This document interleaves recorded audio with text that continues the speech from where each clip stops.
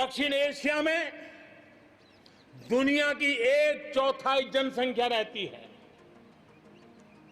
हम सहयोग और सहभागिता से इतनी बड़ी जनसंख्या के विकास और समृद्धि की अनगिनत संभावनाएं पैदा कर सकते हैं। इस क्षेत्र के देशों के सभी नेताओं की इस विशाल जनसमूह के विकास और प्रगति के लिए बहुत बड़ी जिम्मेदारी है, एक अहम जिम्मेदारी है। उसे निभाने के लिए दक्षिण एशिया के इन सभी क्षेत्र के सभी लोगों को, राजनेताओं को, शासकों को, बुद्धिजीवियों को भी मैं आह्वान करता हूं, इस पूरे क्षेत्र में जितनी शांति होगी, जितना सौहार्द होगा, उतनी ही ये मानवता के काम आएगी, मानवता के हित में होगा। पूरी दुनिया का हित इसमें समाहित है। आज पड़ोसी सिर्फ वो ही नहीं है जिनसे हमारी भौगोलिक सीमाएं मिलती हैं, बल्कि वे भी हैं जिनसे हमारे दिल मिलते हैं।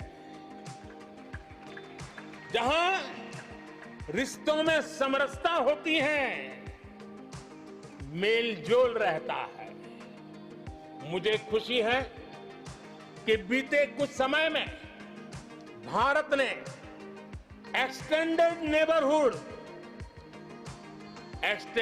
नेबरहुड के सभी देशों के साथ अपने संबंधों को और मजबूत किया है।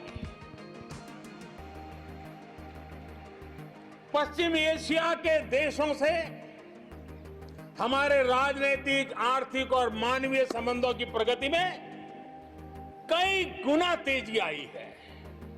विश्वास अनेक गुना बढ़ गया है। इन देशों के साथ हमारे आर्थिक संबंध, खासकर ऊर्जा क्षेत्र में भागीदारी बहुत महत्वपूर्ण है। इनसे कई देशों में, इन सभी देशों में, ज्यादातर देशों में बहुत बड़ी संख्या में हमारे भारतीय भाई बहन काम कर रहे हैं।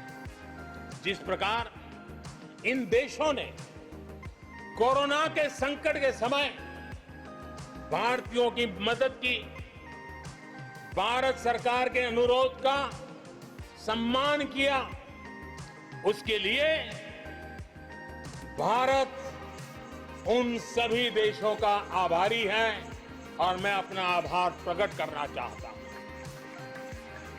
इस प्रकार हमारे पूर्व के आसियान देश, जो हमारे मैरीटाइम पड़ोसी भी हैं, वो भी हमारे लिए बहुत विशेष महत्व रखते हैं। इनके साथ भारत का हजारों वर्ष पुराना धार्मिक और सांस्कृतिक संबंध है। बौद्ध धर्म की परंपराएं हमें उनसे जोड़ती है। आज भारत इन देशों के साथ सिर्फ सुरक्षा क्षेत्र में नहीं, बल्कि समुद्री संपदा के क्षेत्र में भी सहयोग बढ़ा रहा है।